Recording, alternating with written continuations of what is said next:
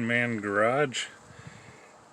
We're gonna jack up the C10. I don't know how much work we'll do, but I gotta start sometime. I need to get the 10-inch torque converter out of it that I shouldn't have put in it last December when we put the fresh transmission in, because it just slips too much and most of the torque curve is kind of evaporated. You know, the truck's not as quick.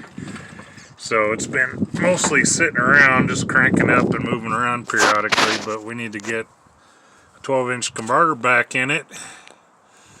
Maybe do a little tune-up, and maybe she'll hit the old track one time this year, like the good old days.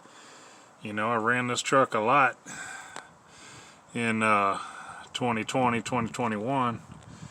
Gave it a break this year, but you know, I'd second-guessed myself and ran that 10-inch converter and shouldn't have. So we need to basically get the truck back to running 830s. Maybe better, not counting on it. Just want to at least get back to 830s, but we'll see.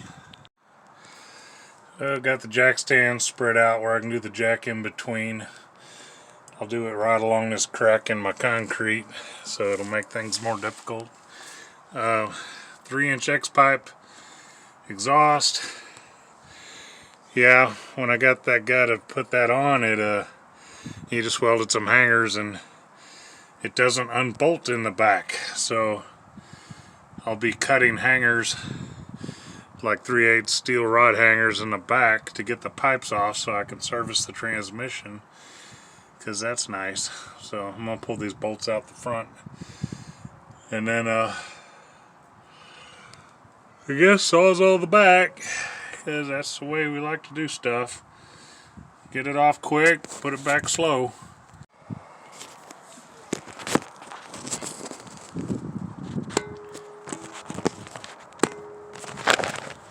Action sequence. May not be able to see me though.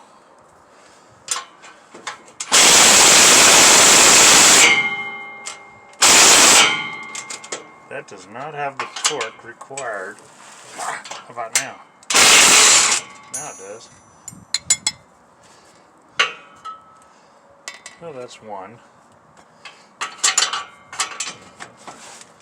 Can't use it on that side. Novelty no more. You're always best with 2 box end wrenches on your header bolts.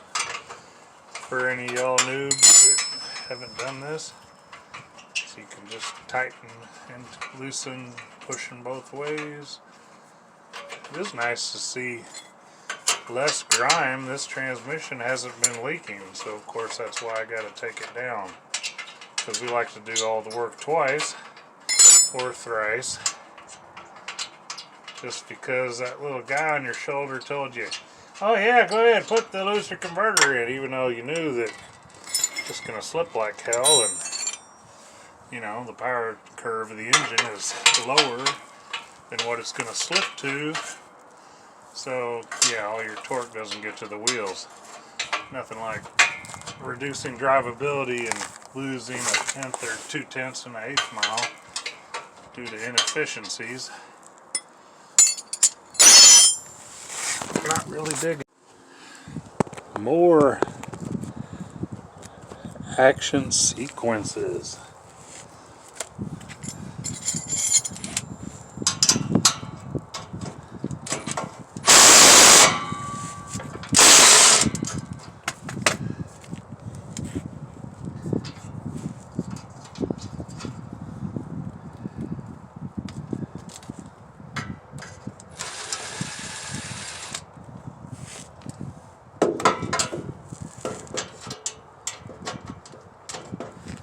Yeah, can only use that tool on one spot, is what it is.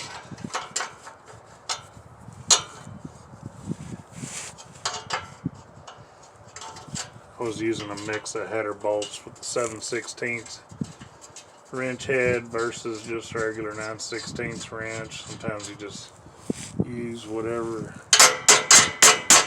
works.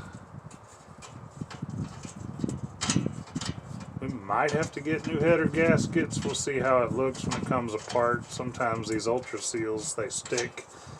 They might rip, but if you bolt it back exactly in the, you didn't scrape anything off, sometimes they still seal because they're Ultra. Well, they might be aluminium next time. I don't know. Still nice to at least not be working on something super dirty, because I'm used to everything always having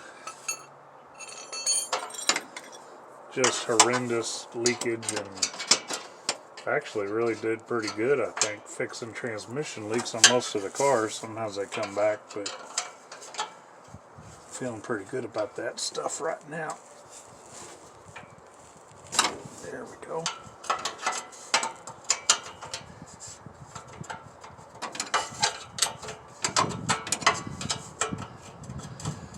Of course, I'll have to climb up on the hood and get the top two transmission bolts. But I'm going to wait till towards the end on that, after the drive shaft's out and the cross member's out and the transmission supported with exhaust off on the pan. I'll do converter bolts, and then the rubber splice hoses on the cooler lines, the converter bolts completely off, column shifter, speedometer.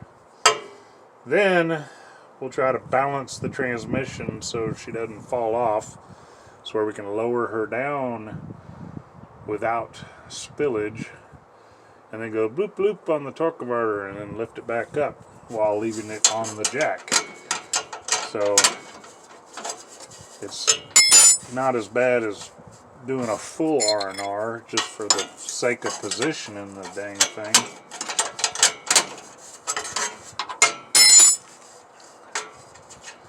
You know, all these younger YouTube people and older ones, or just TV shows, they're always using lifts all the time, but honestly, I mean, I enjoy laying on the ground. There's shade, good back support, it's free, it's old school, and it works. Like slapper bars. Slapper bars, traction bars, they freaking work. They always worked. Don't fall into the BS that, oh, you must have call tracks or some kind of modern thing. No, the wheel still works. So, how about that? I can't believe it. More action sequence. Brought to you by old Chinese phones that steal my identity. So the other side, the welded rod is already cut. And I'm just going to close my eyes when I do this, because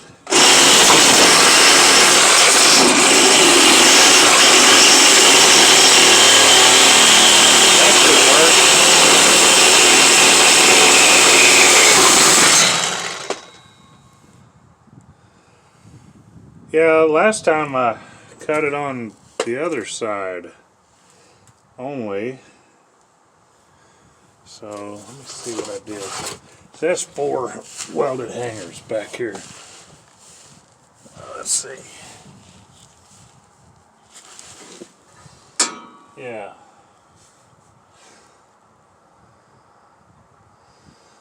So maybe I can let the rear hangers pivot. Let's go see what happens. They did 4 hangers towards the rear, so maybe I can leave the pipes cut one last time and was able to get the trans out.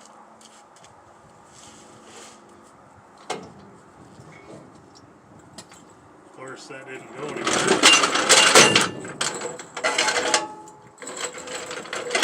because it's still got some bolts laying in it.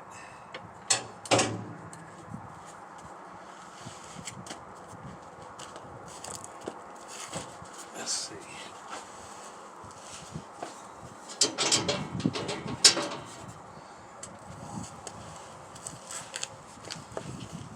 Oh, let's see. Yeah, look. Gasket. One came out, one is intact on the pipe, so think we can reuse that. So I think we can work with that. So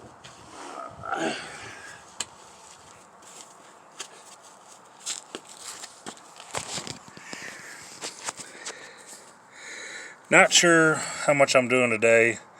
Kind of sore from all the weekend crawling around, but it's coming.